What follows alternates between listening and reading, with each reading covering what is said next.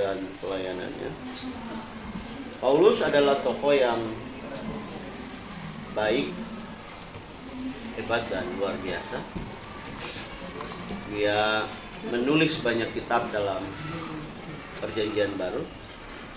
Paling banyak lah 13 kitab. Dan Paulus adalah produk dari pertemuan dengan Yesus. Nah, kita sudah pelajari ulang-ulang bahwa Paulus adalah pembunuh. Ya. Paulus sebelum menjadi Kristen, dia biasa membunuh orang Kristen. Nah, karena kebiasaan membunuh orang Kristen ini mengakibatkan Tuhan memilih dan memanggil dia, memanggil dan memilih dia untuk menjadi kesaksian atau menjadi alat cerita buat orang lain, menjadi alat peraga buat orang lain, agar benar terbukti bahwa Yesus itu Tuhan dan Juru Selamat. Nah itu. Nah, mari kita mulai dari alat peraga. Kalau bicara Paulus, ini barang rusak. Menurut kebanyakan orang pada masa itu, orang-orang Yahudi, dia ini orang pintar, hebat dan membela agama. Ternyata tapi cara membela agama ini tidak seperti yang dimaksud oleh Tuhan. Kan kalau Paulus bela agama dengan cara membunuh orang lain atau menghilangkan atau menyerang agama orang lain. Ya, Paulus melakukan pembelaan terhadap agamanya, yaitu agama Yudaisme, dengan cara membasmi orang Kristen. Supaya tidak banyak orang Yudaisme atau orang Yahudi itu masuk Kristen. Karena memang terjadi migrasi besar-besaran. Banyak orang Yahudi pindah jadi orang Kristen. Nah, bagaimana untuk menghambat orang Kristen? Satu-satunya caranya adalah dibunuh. Pemimpin-pemimpinnya dibunuh, diteror, dilakukan kekerasan, dibakar, disiksa dan sebagainya. Supaya apa? Orang Kristen takut. Nah, tetapi dalam sejarah, dan ini baik-baik, dalam sejarah, makin orang Kristen dibunuh, makin diburu, maka berkembanglah mereka bertambah banyak. Itu sejarah membuktikan. Ada kaisar yang paling kejam, namanya Kaisar Nero. Kaisar Nero itu membuat ribuan, bahkan puluhan ribu salib. Nah, di salib ini, sekian banyak salib, orang Kristen dipakukan di sana, kemudian ditaruh kemudian dibakar.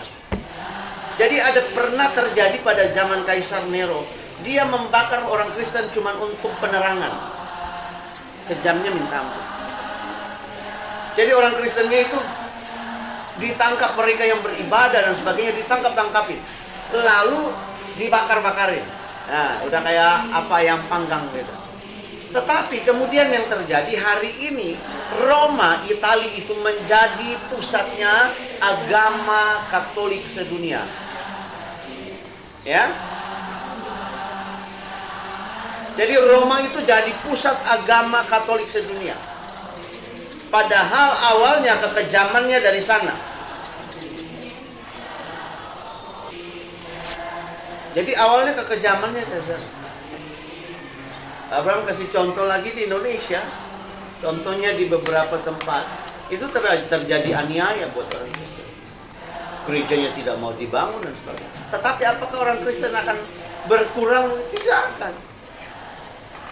Mereka makin kuat, makin teguh, makin solid. Ya. Nah, kita tadi bicara tentang alat peraga.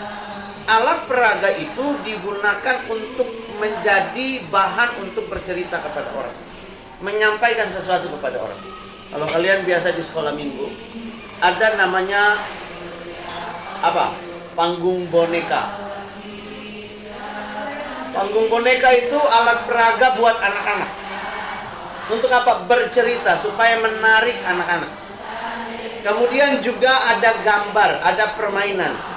Itu menjadi alat peraga buat guru untuk menyampaikan, memudahkan orang menyampaikan cerita Tuhan Yesus kepada anak-anak. Nah, kepada kebanyakan orang, Yesus juga pakai alat peraga. Salah satu alat peraga yang paling bagus pada waktu itu adalah Paulus. Paulus itu kan contoh nyata kejahatan apa yang dia nggak buat terhadap orang Kristen. Tetapi kemudian dia menjadi percaya kepada Yesus, bahkan mati. Lihat ujungnya, Paulus itu dipenggal kepalanya di Roma. Di Roma, sekali lagi di Roma. Roma itu memang kejahatan pada zaman dulu. Dia bunuh banyak orang Kristen.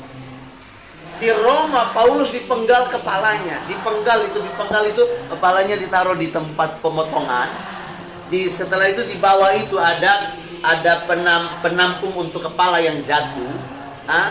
Baru kepalanya ditaruh, baru ada albodo pisau besar yang lalu kepalanya gelinding. Itu namanya penggal.